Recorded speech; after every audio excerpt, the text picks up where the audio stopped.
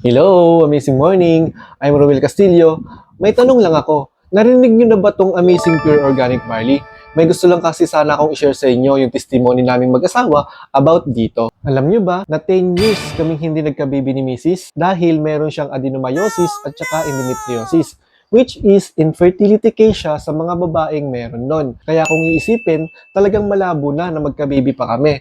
Pero ganun pa man, ginawa pa rin namin lahat ng paraan. Nagpaalaga si Mrs. sa mga OB, hindi lang isa, hindi lang dalawa, and alam nyo ba, yung mga gamot na nire-reseta sa kanya, ang mamahal. And pati ako, nagpa-check na din ako sa urologist, and nag-take ng mga vitamins.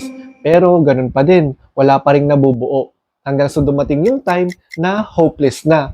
So tinigil na namin lahat, hindi na nagpa-check up, hindi na nag-take ng mga gamot. Gusto na nga lang ni wife na mag-ampon. Kaso, hindi lang ako pumapayag kasi nandun pa rin yung faith ko na magkaka-baby kami. So, continue lang yung pagpipray and syempre, sinamahan namin ng faith. Hanggang sa nakita namin itong testimony about Amazing Pure Organic Barley. Same case namin na mahirap magka-baby. So, sabi namin, why not? I-try din namin.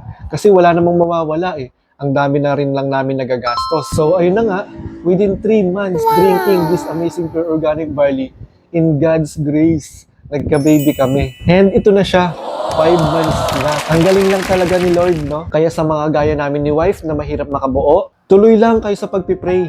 At syempre, samahan nyo ng faith. Kasi hindi mo alam baka kaya napanood mo to kasi ito na yung ipinakita ni Lord sa'yo na sagot sa matagal mo nang hinihiling. Ang magkaroon din ng baby. Try mo lang, wala namang mawawala Message mo lang ako. Usap tayo. Bye!